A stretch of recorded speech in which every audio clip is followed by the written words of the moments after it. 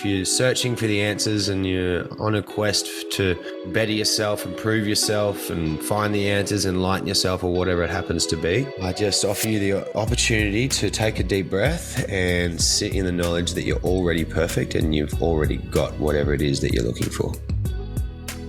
A few quick things I want to share before we get into this amazing episode. February 29th in Greenville, South Carolina, we're hosting a lucid dreaming and dreamwork workshop.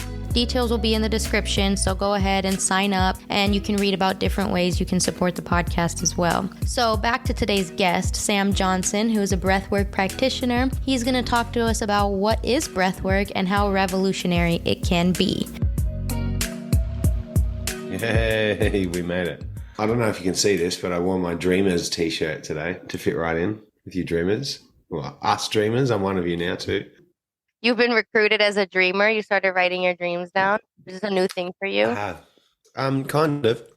It was never a new thing for me to have very powerful dreams and to have significant dreams, but that element of who I am and that part of me, it was out of action for quite a while, I suppose you would say. It was about a 10-year dream drought, I think it was. I think I remember having dreams really vividly about 10 years ago, and then I haven't really been able to pinpoint the exact time or if there was a particular precipice for it, but there's a few different exercises to break through. So yeah, I'm proudly one of you now. That's wonderful, and welcome to the Dream World podcast. I'm excited to have you here, and I would love to hear a little bit about who you are and what you do and what your journey has been like. Absolutely. Cool. Thanks very much for having me, Amina. It's really exciting to be here. And I've been a silent fan of yours for a little while, since Mel's been such a big, not so silent fan of yours the whole time. So I've been silently cheering along on the sidelines as well. So how I came here, I suppose it's been an interesting, 2-year turnaround for both my wife Melissa and I, in terms of our lifestyles and various aspects of our lives, really. Because I think it sort of helps to really help you to understand how not only just how I got here right now, but also how miraculously the universe brought both Mel and I together, and also got us out of a lifestyle, I suppose, that we were living that wasn't what we wanted to be living in, and it wasn't very conducive to the type of life that we wanted to be living. And beautifully and thank goodness we both found something very special to us that brought us out of those spaces and into a better space. And for her it was dreaming, and for me it was breathwork. So beautifully there's also some amazing synergies between both of those things that it's really nice, because we each found our own way out. They were both so beautifully intertwined with one another's, the essence of what those two things are so closely intertwined that it was really nice that while we found our own thing, they were both so very similar, and we had so many things that we could connect over while we were doing our own thing at the same time. I suppose rewind 2 years from now, for myself, I was living in such a dysregulated way in terms of my nervous system and completely unaware of it, in all seriousness. I like to think that I've always been a person with relatively good awareness of what's going on around me, but even I, with what I felt like was a good awareness, was completely unaware that I was just always this far away from exceeding my window of tolerance. And I was always so close to my central nervous system being dysregulated to the point where I was reactive, or where I would shut down, or where I was just so overstimulated that I was behaving in ways that just didn't feel like my true self. And I was very, very confused about what it was to be a human being, really, even because I was feeling so uncomfortable in my skin and uncomfortable in this life, and really just a bit lost, honestly. And I started to notice some cracks in my own well-being, I suppose. There was a lot of shame and guilt around them, but I was immersed in it anyway. And the areas that started to really come forth for me were aggression. I was becoming quite easy to temper. I was disproportionately angry almost all the time, which doesn't make any sense for me. Anybody who knows me and has spent more than 5 minutes with me knows that I'm not an angry person, and that for me to get angry, it seems like a long way away from the usual way that I like to walk through the world is not that person. So I was very quick to temper, and I started to resort to a lot of numbing through substance abuse, whether it was alcohol on an afternoon or a couple of drinks of a Friday afternoon would easily become, a couple of drinks of an afternoon rather than just a Friday afternoon, and then a couple of drinks at lunchtime rather than just waiting for the afternoon. And substances like cannabis, but to excess. I am prescribed cannabis for medical use, but I've certainly had different relationships with it throughout my time where I used it to numb what was going on around me. Other far more illicit substances and drugs, cocaine, ecstasy, MDMA, ketamine, you name it. Basically using all of these things to numb my central nervous system from something that I didn't even realize that I was numbing. So this is the noise that I was sitting in for a number of years that I really didn't understand. And these were some of the things that were helping to just make that window of tolerance even smaller and smaller and smaller. So I was getting to a point where it just didn't take anything at all. And I'd lose my temper, or I was just completely overwhelmed by everything that was going on around me. We have two daughters, as you probably know. I have a 1-year-old and a 4-year-old, and one of them makes a bit of noise in the kitchen. That's a bit of noise in the kitchen. When two of them makes a bit of noise in the kitchen, that's competing noise in the kitchen. And that would honestly be all it would take for me just to lose my shit and just have to leave or yell at somebody and leave and create issues that way, or just be overwhelmed to the point where I just couldn't handle that environment. And that's not a very nice way to move through the world. So I realized when I was being very, very easily overstimulated, like I've just given you that example, something wasn't right. So I started to look for alternatives to regulate myself and to just experience life in a more pleasant manner, right? I don't think anybody really wants to truthfully walk through the world in a negative way. Or I think honestly at people's core that, people are actually all very good deep down. And I think that we all really want the best for ourselves and for others in this world. So I think, intrinsically we have it in us that if something's not right, I think we typically know if we're tuned into ourselves. So I certainly knew something was going on, but I just didn't know what it was. And I knew that it was sending me up here, and whatever I needed, I wanted it to help me to bring myself, even if it was just a little bit back down that sliding scale I wanted back down. So I started to research, and breathwork, it came forward in a number of different ways. And yeah, I couldn't ignore it. And I'm glad I didn't, because it's a beautiful, beautiful way to do exactly what I needed for it to do. And that was to regulate my emotional state and my physical state as well. And also some spiritual connection as well, which is beautiful.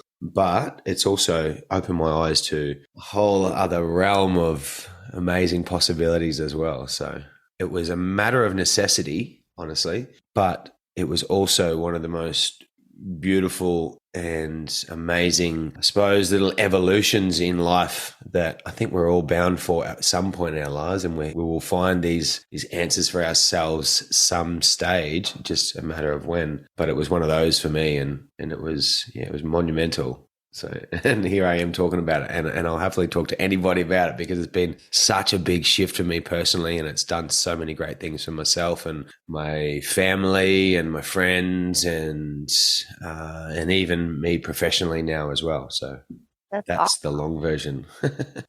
So what exactly is breathwork, and what are the benefits of consciously paying attention to your breathing, which is something that we just do naturally? So breathwork is a very broad term. It's also very basic. When you think about it, you break down the word breathwork. What is it? And it is working with our breath, and it is as simple as that. And I think for me, the easiest way for me to explain just some of the effects, but for the most part, the physiological benefit that we get from breathwork is that when we breathe, obviously our breath has an impact on our overall state of arousal. right? So it impacts our central nervous system. Now, our breath is the only system that we actually have control over, right? So the rest of the systems within our body, they're just automatic and they do what they need to do without any input from us. Our breath, however, it is automatic. However, we also have an opportunity to control that as well. So the metaphor is we have a foot on the throttle essentially, right? We can either go harder or take our foot off the throttle and go a little easier with our breath. So breath work is using the breath, depending on the technique, to either elevate or lower where we are or where we sit on our state of arousal within our central nervous system. And that could be for different reasons. So we might want to elevate ourselves and charge our central nervous system. Wim Hof is a very good example of a charging breath work. Okay, people use this quite often to energize themselves or to be able to be really present and sit with pain. And so this is a very helpful breath practice for that. And there are a few others that do a similar sort of thing. And conscious connected breath is another charging one, which we can get into the holotropic space and whatnot. But there's also plenty of breath practices like box breathing and parasympathetic nervous system activation breaths, which do just that, which lower us down into a state of rest and digest and can get us out of that stressful state of over arousal of during things like anxiety or depression, or when we're heightened, we can bring ourselves down, or when we're down, we can bring ourselves up. So it's basically just using techniques of breath to either raise or lower our state of being relative to our central nervous system. I think the consciousness is probably where, for me, the power of the breath really starts to come into its own. And I mentioned a moment ago the physiological effects, and that's just one very small part of breath work. And I'd like to, I suppose, elaborate a little bit on that, because it's just one very small part, which on its own is very, very powerful. Please don't get me wrong.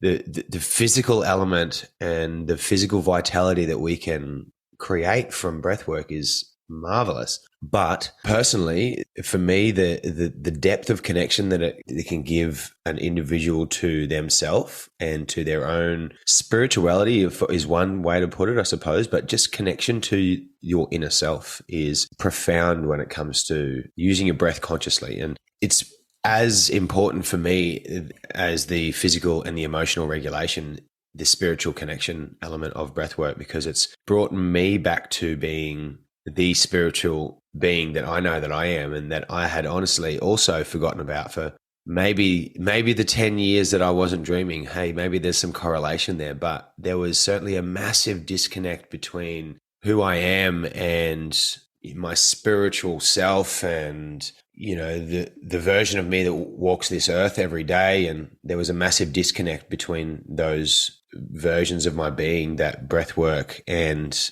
also dream work have helped to reconnect. What a beautiful journey. So can we get into some specific different types of breaths and some techniques that people can try? Yeah, for sure. So one of the great ways to get started with breath work is just to be conscious of your breath, and just to not to force anything, not to set any expectations on yourself to necessarily achieve anything, because the moment that we start to decide what we need to achieve out of a breath work is the moment that we set ourselves up for failure. And I think that could also probably be said for the dream space, right? When it's nice to have an intention, but let's not get too hung up on the intention. Let's just allow whatever wants to come through. That's the first tip that I have to give people. And I think that's probably the most important tip, because otherwise our stories get in the way, and before we know it, we're sitting in this beautiful opportunity for breath practice, and all we've done is asked ourselves for the last 5 minutes why I can't seem to sit still, and what am I going to do after this, and I'm not doing it right, I think I'm supposed to be doing it this way, and we get this story that goes on and on and on. Forget about it. It's set no expectation for yourself, and you'll be fine. So that's tip number one. A practice that I would recommend for people is to start to go into a little bit of breath awareness, and a conscious connected breath is one where you can breathe in through the nose or in through the mouth, but I highly recommend starting with a nasal inhale. And just to begin by finding a space that you are comfortable and where you are not likely to be interrupted for a short amount of time, be it 5 minutes or something. Just start small and just sit with your breath and just start to notice it. So sitting comfortably, upright, eyes closed, no distractions, nasal inhale, nice, big, deep, long nasal inhale, and just to notice the sensations of the breath and the temperature of the breath, and notice where you're breathing into, what part of your torso that you're breathing into, and just notice it without judgment. That's the best way to get into breath. And then on the exhale, as you exhale, a beautiful opportunity every time we exhale is one that we get to just let go of whatever is for us, right? And we get to make that conscious yet partly imaginative release of tension, of that which doesn't serve us, of anything that you would like to be rid of or let go of. The exhale is an opportunity to do just that. So that's my recommendation to begin with breath work, is just to find somewhere to sit and just breathe. And even if you feel uncomfortable, if your mind's racing, that's fine. Put a timer on for 5 minutes and just know that you've got 5 minutes to yourself, with your breath, and just be with it and start to become familiar with it and have a relationship with it. Nice. Yeah, I like how you said no, like not to have too many expectations or ideas about what could happen. I hear that a lot. Like I'm imagining this is like, a form of meditation, right? And so it's like, a lot of amazing things can happen, but sometimes it's better for just to take it for what it is and explore it. Yeah, cool. Yeah, you're right. It is 100%. It's a form of meditation, and to be honest with you, and to go back a step, I suppose, meditation is how I found breathwork. Really, I knew that I needed to regulate my nervous system, and I think most people would probably agree that meditation is the most widely spoken about, or at least until recent years, anyway, it has been the most widely known form of nervous system regulation that's out there. That's socially accepted, and people are a little bit knowledgeable on it. So that's where I naturally went. And yeah, thankfully for me, I was shown a few more techniques after that, and my knowledge of the breath started to expand. But yeah, I started with meditation, and it is a meditation, and every breath practice is a meditation, and just like every dream journey is a meditation of sorts. And I actually, this is cool. I had this conversation with somebody very recently, and it was a bit of a profound conversation. The question was kind of put forward as like, when we're in these altered states of consciousness, like where are we? Where are we actually, and what's going on? And look, I don't know, because I don't know that anybody truly does have the full answer to that question. But there is most certainly, and no doubt in my mind, there are connections between all these places. And if they're not the same place, they're a very, very similar place. And for me, it's an opportunity to access a deeper version of myself, and to not only connect with a deeper version of myself, a more grounded version of myself, but also connect with that more elevated version of myself as well, and have that communion between the two. So for me, that's what a breath practice or a meditation practice or a dream journey or a sound bath, even an ayahuasca journey or something like that. That's, for me, this is where these things take us. And in those spaces where we have an opportunity to meet ourselves more deeply, that's where the beauty is, and that's where we can also learn so much about ourselves and also achieve so much more, I feel, as well. So beautiful place for growth and to harness what wonderful things we're capable of in those areas as well. That is so fascinating. And I think although science hasn't fully been able to understand this, we are definitely more than our physical bodies. And I've heard some incredible stories of people having out-of-body experiences through breath work and meditation. So it really shows that there is more out there when it comes to this kind of stuff. Yeah, it's a conversation that can take so many different directions, but ultimately, I think it all kind of comes back to the same place as well, which is beautiful. So yeah, maybe a conversation for another podcast. But Yeah. But I truly do honestly believe that if it's not the same place, there's at least some tether to the same plane for all of those things. So I think we're very lucky that we all get to go and experience them more these days, and with a little bit more insight and knowledge that these places are real places for healing. definitely. Could you share any like personal journeys you've taken due to breath work? Any realization or travel that you've done? Yeah, sure. The reason I laugh because when you ask this is just because there've been a lot of big ones lately, and it's a little hard to decide what to tell you about because I've had the pleasure of being able to dive into breath practice very regularly lately, and I've been exploring the possibilities and the power of the holotropic breath or the conscious connected breath, which is essentially it's a way of encouraging our brains to release DMT. And as all the wonderful dreamers out there would be aware, DMT is a big part of the dream space. And if you weren't already aware, DMT is also a part of or a component of holotropic breath work. So when we go into the conscious connected breath pattern, which is a full mouth breath in and then out without any break in between, it kind of looks like this. We go,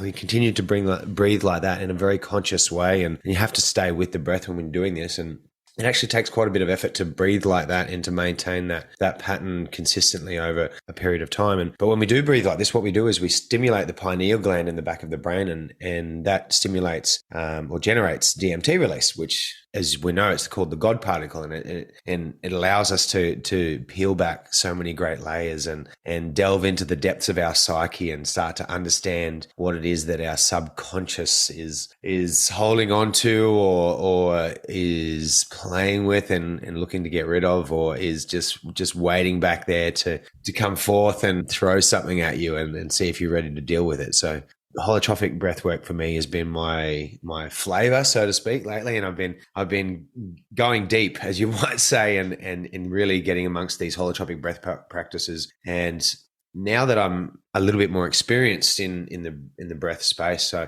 I have built the ability, I suppose, to use the throttle, like I used that analogy before, where I can get myself into this altered space or altered state of consciousness, and then while I'm there still have a small tether back to reality, or this reality I should say. And while I have that small tether there, it gives me the confidence to push a little harder in the holotropic space, or to just go a little bit deeper and to peel back a little bit more.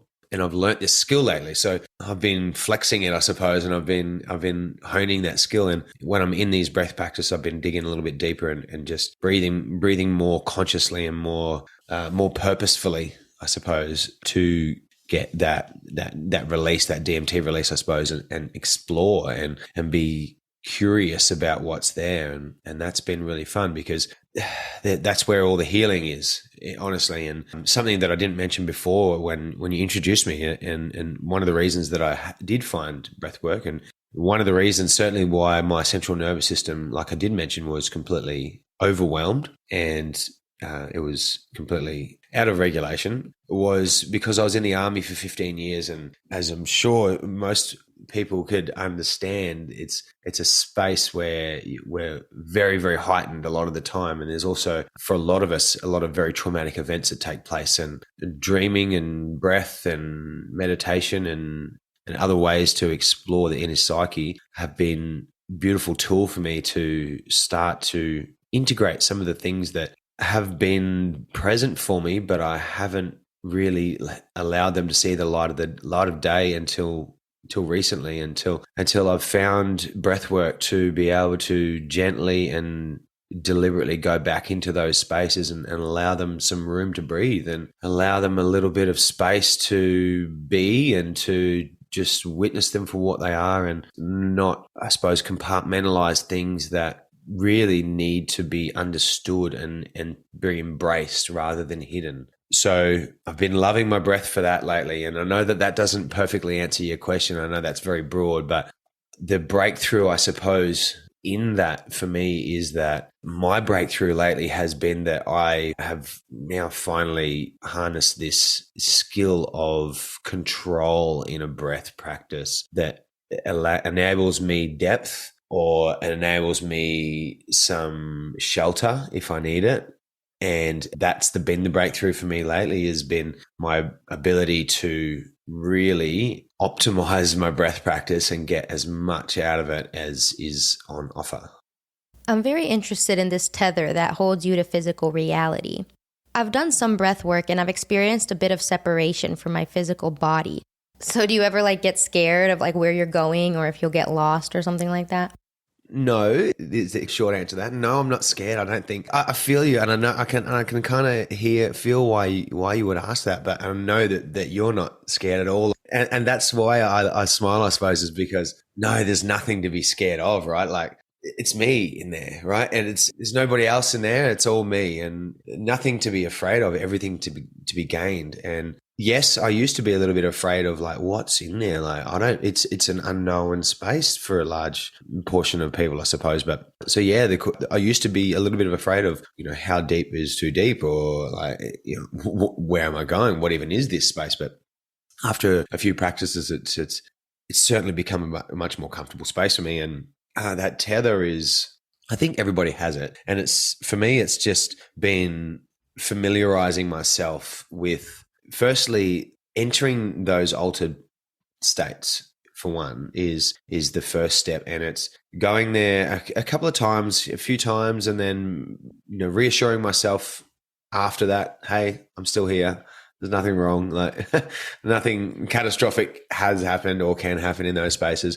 And every time I've done that and reassured myself and grown in that, I really start to feel more connected to this plane during the next journey in some way. I feel that although I am able to drop in and allow myself to breathe into these spaces and really surrender into them, I always have a knowledge that I'm still connected to this realm. And whether or not I might feel that at the time is dependent on what's going on for me in that moment. But at my core, I know that there's always a tether back to this realm, and knowing that and just having that and just going in with that intention and that mindset, it enables me to rest in that knowledge and be conscious and not conscious, to be confident in the knowledge that nothing can go wrong. So that gives me all the more confidence to push when I'm in a breath practice or get a little bit more out of it, really. So it's hard to explain that tether and what it means to me. I think it will mean something different to everybody, but just having a bit of a conscious confidence that everything's fine and there's everything to gain just by being curious. Yeah, it's very similar to when we dream, The same tether keeps you safe in your own body. We're able to explore different worlds and we're literally in another dimension. So that's why I see dreams, meditation, breath work, even hypnosis. They're all tools that let us explore our own consciousness beyond physical reality. So I tell people all the time, not to be scared, to explore and just see what there is beyond the self. Yeah, exactly. And it is laughable, really, once you've spent a bit of time exploring these places. But at the same time, I completely understand why people are a little bit nervous and can be a little bit scared going into them for the first few times as well, because it's a whole new plane of existence, right? So Yeah. easy to be a little bit concerned. So what about the benefits and uses of nasal breathing versus mouth breathing? Can we talk about that a little bit? Yes, there's a bunch of different reasons that we would breathe through the nose or through the mouth. And firstly, to regulate how much oxygen you take in. So quite often, if you were to look to do a practice that activates your parasympathetic nervous system, or you want to calm down, or you want to bring yourself down into a more regulated state of being and bring your nervous system into a more regulated state of being, more often than not, you will use a nasal inhale. It regulates the amount of oxygen that we have in for a start, and that's one of the things it does. Greater capacity for inhalation, inspiration during a mouth breath, right? So certainly we've got greater capacity and to get it in more quickly, but we don't always want oxygen in more quickly. So this is why stress relief techniques will almost always involve a nasal breath, right? Because it regulates the amount of inhalation we can do.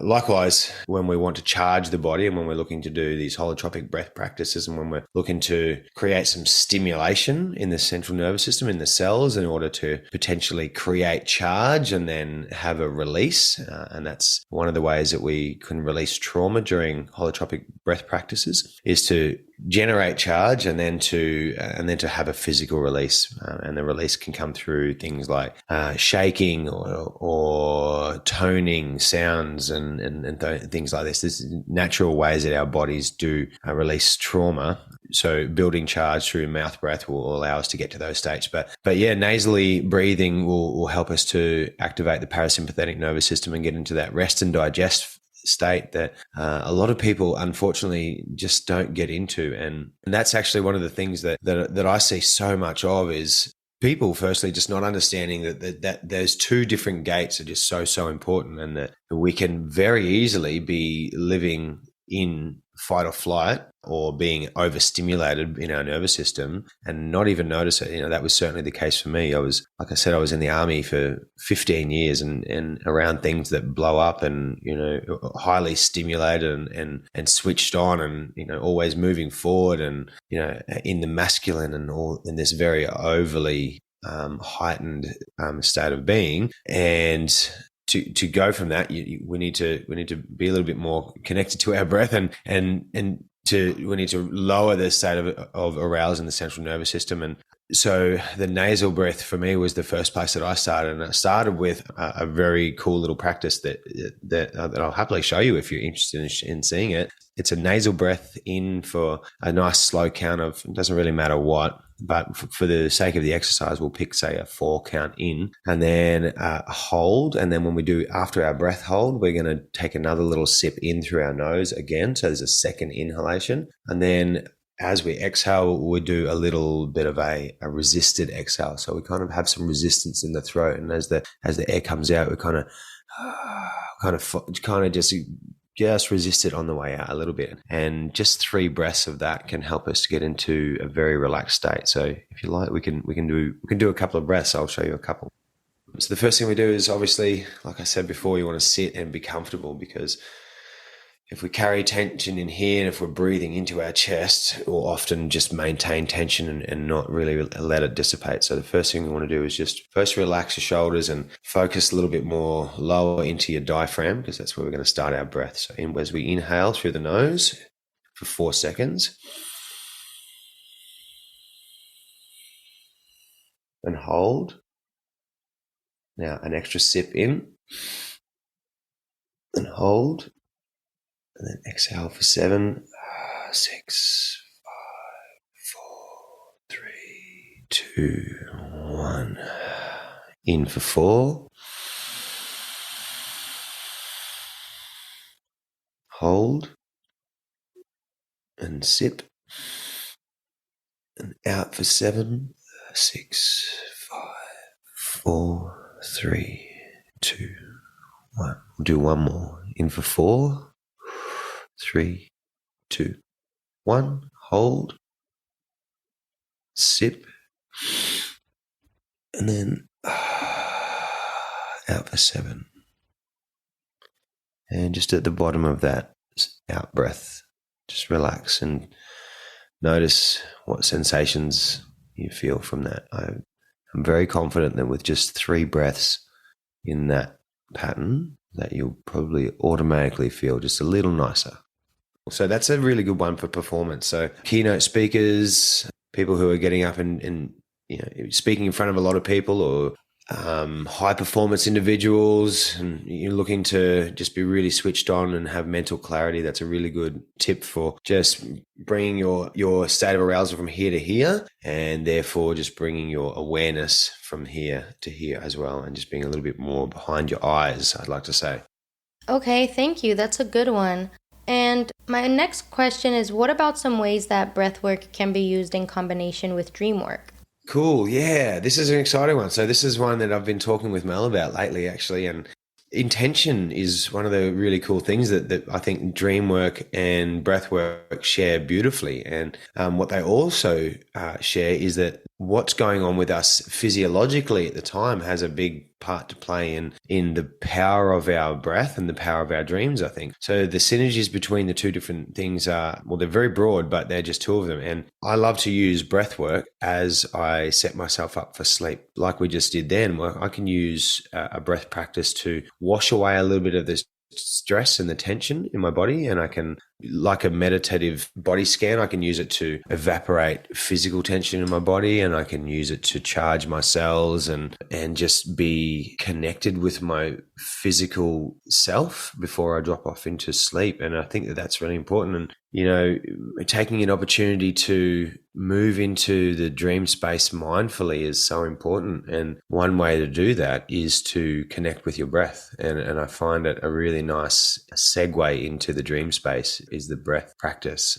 or breath generally. And it doesn't even have to be a fancy special timing breath practice, nasally, anything. It doesn't have to be anything special. Just a connection to your breath and just noticing your breath is very, very powerful and a very, very simple way to prepare yourself for the sleep space and for meaningful dreams that may be useful to you, that's something that you may be able to actually, go back and work with, rather than going into the dream space heightened, overly stressed, perhaps overly caffeinated from the day and still rigid and still, sitting up in that energetic space. Maybe you may be carrying some anger or some frustration of your day into your sleep space, which could play out in any number of ways that give you misleading information in a dream that you might not be able to actually understand or interpret or use moving forward. So I find it a very good way of helping myself to get into that dream space and to do it with a little bit more clarity and a little bit more purpose and intention. I love that. I definitely incorporate breath work into my evening routine, and I'm going to start playing around with it a little bit more now. I've also found that I do it in the morning when I'm laying there trying to remember a dream, and it can actually be really helpful for a dream recall, just to do some conscious breathing as I'm trying to let the dream come back to me. Yeah, you're right. And I hadn't really actually considered that in the past, but you're 100% spot on. And I find myself in the mornings sometimes, I'm sure your listeners can probably relate to this, when I've woken up and I know there's a dream there. I know it, but something's happening in the next room, or my phone's just gone ding, or something is trying to take my attention away from that dream, right? And I know, and you all know, that once it's gone, it's gone. So breath work is another, or just consciously connecting to that breath and just taking a moment to be present and not let the distractions and the noises or the chatter or all those things take front of mind, right? So breath work is just, it's a moderator. It's a presence moderator for me. So yes, absolutely. I've definitely found myself in spaces where I've been like, hang on. I'm just gonna breathe for a few moments and take a couple of deep, slow breaths and reconnect with this sensation that I've got, this glimmer of the dream. And yeah, it works. And give myself a couple of moments of just slowing myself down and connecting with my breath. And more often than not, that glimmer of the dream comes forward a little bit more. And by that time, I've got enough of it that I can write a couple of sentences and then it's there. And then goodness knows what more can come forth from that, right? So yeah, you're right. The post-dream breath work is also a really, really great tool as well. That's cool. So if somebody's doing breath work and they start to feel lightheaded, would you say that's a sign to slow down, or is that normal? Is it a sign to keep going? Look, lightheadedness, it's case by case, I suppose, and it's a little tricky question to answer directly, but I'll do my best. Firstly, depending on the breath practice, there can be some contraindications for breath work. So the first thing is that if you're doing, and particularly holotropic breath practice, but if you're doing a breath practice that you're not sure about, or you're experiencing physical sensations that concern you, the first thing you can do, and the first thing that anyone should be instructing you to do, is just to slow down. Okay, so a little bit like what I was speaking about before is, firstly, it's just you in there, so you're safe. and please, if you are ever worried, please don't get worried to the point where you work yourself up, because that's generally the biggest risk, is that we worry ourselves in spaces like this. But yeah, absolutely. There are also some contraindications medically speaking. And if somebody is lightheaded during a breath practice, then my immediate recommendation is to breathe more slowly, for one. If you're doing a holotropic or a mouth breath, the option you have is to breathe through your nose, and that will lower the effects of what's going on and help you just gain a little bit more control over the situation and potentially feel a little bit more comfortable. However, having said that, when we are doing a holotropic breath pattern, it's not uncommon for people to experience things like tetany. So tetany it's a physical sensation where sometimes your fingertips can cramp, your toes can cramp, even your mouth and your face can kind of cramp,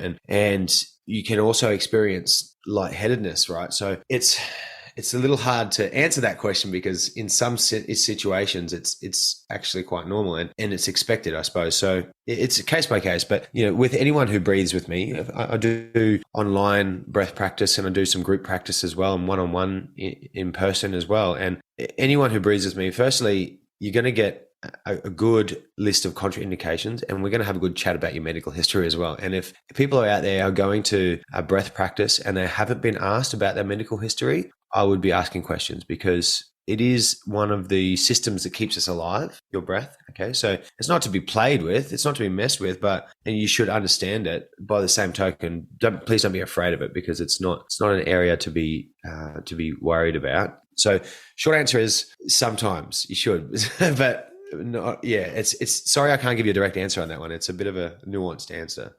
That's true. I mean, it's a great answer, because it really just depends. And I like to give people perspectives of different things that can happen so that they know what to expect. Like the cramp that you mentioned, I didn't know about that. So that's really good to know. So I like to get all the perspectives so that people cannot be alarmed if they experience it.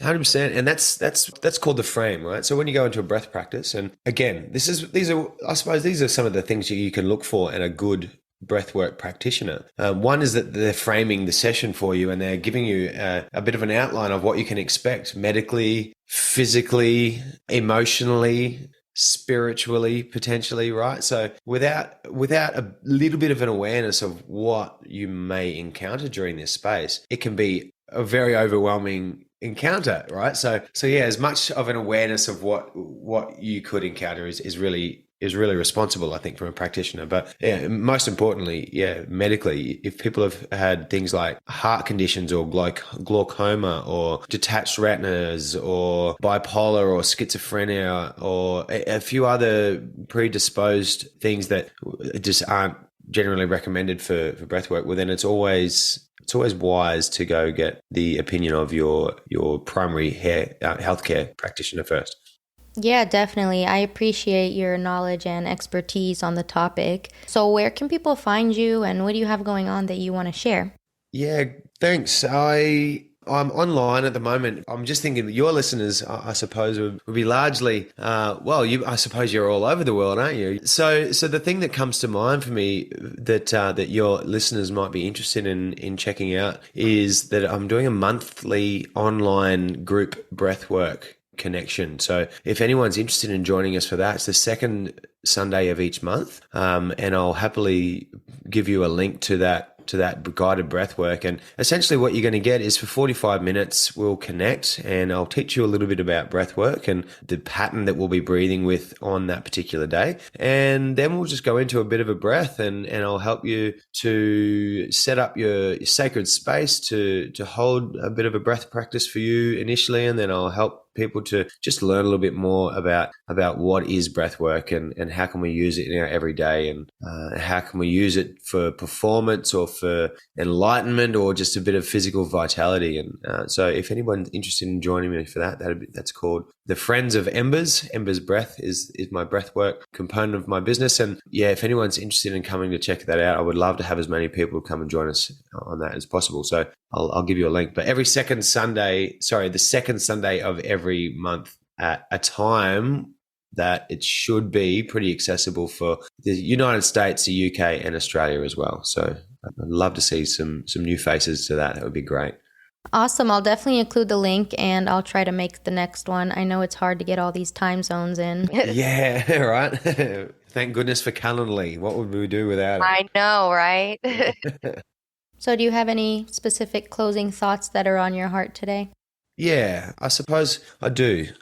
Firstly, thank you so much for inviting me to come and speak and just connect with you. And I'm really encouraged and I feel really embraced by a really beautiful community over the last couple of years since embarking on my own journey of self-discovery, and it's really nice to connect with other people who are obviously doing that for themselves and sharing what they know and love with the rest of the world, because that's why I'm here. And that's so thank you so much, Amina, for that. And I can certainly see that you're incredibly passionate personally about the dream space and what you get out of it for yourself. But I just love seeing how enthusiastic you are about sharing that with the rest of the world. I think that's the beautiful part of it, because you could certainly be enjoying it for yourself and thriving, but not only are you doing that, but you're spreading that love to the rest of the world. So thank you so much for your generosity and for your reach to the world. I think it's beautiful. So thanks. But to the rest of your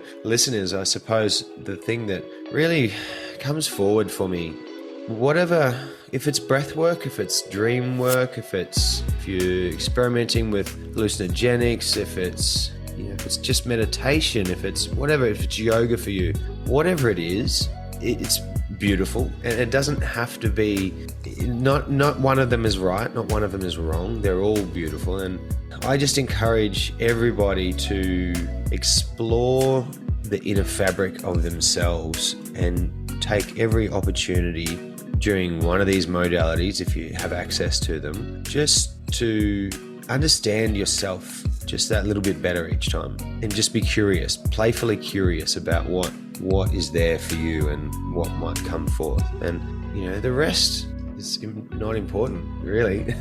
For me, nothing in life can bother you if you just take a moment to realize that everything is within, and we all have the answers within us, and nothing's wrong with us. There's nothing wrong with anybody. Everyone is already perfect. So if you're searching for the answers and you're on a quest to better yourself, improve yourself, and find the answers, enlighten yourself, or whatever it happens to be, I just offer you the opportunity to take a deep breath and sit in the knowledge that you're already perfect and you've already got whatever it is that you're looking for.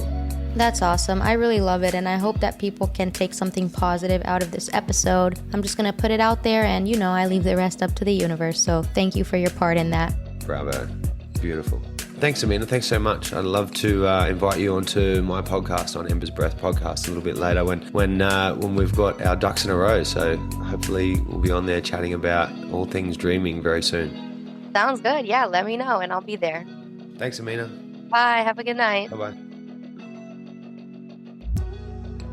I need to be completely honest with you guys for a second here, okay? I'm the type of person, I wish everything was free and money was not a thing, okay? I hate the concept of money, right? But unfortunately, things cost money, and there's things that I gotta do in this life, okay? And one of these things is, as you know, researching dreams and consciousness and taking this passion of mine as far as I can possibly go. And ever since I went to the last IASD conference, I've been literally so determined to go to every single one because it was so life-changing for me, literally. And Sam's wife, Melissa, who is one of my friends and podcast sisters, is also really into dreams. We had the idea of just starting a little fundraiser. And I'm here basically asking my followers and listeners and people that support me to maybe consider donating even $1, because if we can raise enough money for both of us to be able to go, we would be really, really freaking happy. So yeah, consider supporting a stranger's dreams today. And even if you have $1 to spare, I would be so thankful, and I will literally be so happy. I don't know what to tell you.